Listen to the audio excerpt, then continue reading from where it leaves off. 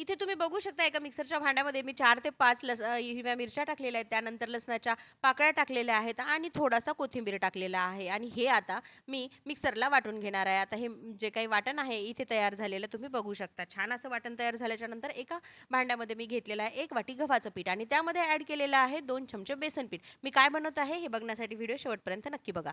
त्यानंतर यामध्ये टाकलेले आहेत 2 चमचे जे काही आपण वाटण बनवलं होतं ते वाटण यामध्ये मी ॲड केलेलं आहे.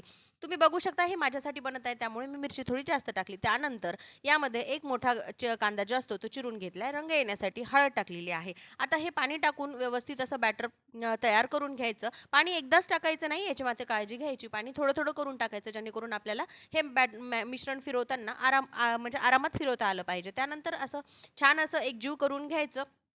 पण मी विसरलेच होते यामध्ये मीठ टाकायचं. त्यानंतर मला आठवलं मीठ टाकायचं. मग मी मीठ टाकलं. कारण की एवढं जरी बनवलं तर त्यामध्ये काहीच चव राहणार नव्हती. त्यामुळे मग मीठ मी यामध्ये टाकलेलं आहे. ते छान असं खालून घेतलं म्हणजे मीठ पण छान विरघळलं पाहिजे आणि बॅटर आपल्याला पाहिजे तशी कन्सिस्टन्सी इथं तयार झाली पाहिजे. आता तुम्ही बघू शकता छान अशी कन्सिस्टन्सी इथे तयार झाली. तुम्हाला थोडं पातळ बनवायचं असलं तर तुम्ही पातळ बनवू शकता. काही प्रॉब्लेम नाही. आता मला जसं पाहिजे होतं तसं मी करून घेतलेलं आहे. त्यानंतर गॅसवरती ठेवलेला आहे तवा. तवा चांगला गरम झाल्यानंतर तेल टाकलं तव्यावर सगळं बाजूने पसरून घेतलं आणि हे काही बॅटर आहे ते पळीच्या साहाय्याने मी या तव्यावरती टाकलेलं आहे. आता जे तव्यावर टाकल्याच्या नंतर हे चारी बाजूने परतून म्हणजे पसरून घ्यायचं जेणेकरून आपल्याला म्हणजे एकाच जागी असं जास्त जाड नाही झालं पाहिजे आणि त्यानंतर आता हे पळीच्या साहाय्याने मी परतून घेतलेलं तुम्ही बघू शकता. त्या चांगलं परतून घेतल्याच्या नंतर त्यावरती असं साईडनं तेल टाकायचं. यांनी होतं काय की हे जे चिला आहे तो पण लवकर भाजला जातो आणि जो काही चिला आहे तो आरामात असा तव्यापासून सुटतो पण. तुम्ही बघू शकता आता किती लवकर सुटलेला आहे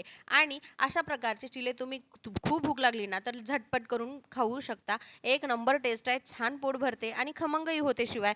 त्यासाठी आता मी हे करून घेतलेलं आहे. आता तुम्ही बघू शकता की किती छान असा इथे चिला तयार झालेला आहे आणि त्यानिमित्तानं थोडंसं बेसन आपल्या पोटातही जाते आणि बेसन खाणं चांगलंही आहे. त्यानंतर तुम्ही बघू शकता हे आता आलटी करून मी इथे तर माझा इथे चिला तयार झाला होता. त्यानंतर याचप्रमाणे मी दुसरा पण चिला तव्यावरती टाकलेला आहे. सगळ्या बाजूने मी तसाच परतून घेतला म्हणजे सेम प्रोसिजर. साईडनं तेल टाकलं आणि त्यानंतर थोडंसं झाकून ठेवलं. म्हटलं पटकन वाफेमध्ये तयार व्हावं. त्याचप्रमाणे आता इथे माझा दुसरा डोसा पण तयार झालेला आहे म्हणजे चिला तयार झालेला आहे. तर तुम्ही चिला, डोसा तुम्हाला जे काही म्हणायचं ते म्हणू शकता आणि हे तुम्ही दह्यासोबत सर्व्ह करू शकता. इथे मात्र मी जवसाची चटणी घेतलेली आहे आणि पोटभरीचा नाश्ता इथे माझा तयार झालेला आहे. साईडला काळं बटन दिलेलं आहे. जाता जाता मात्र तेवढं दाबा. व्हिडिओ कसा वाटला कमेंट सेक्शनमध्ये नक्की सांगा. भेटूया नेक्स्ट व्लॉगमध्ये. तोपर्यंत बाय.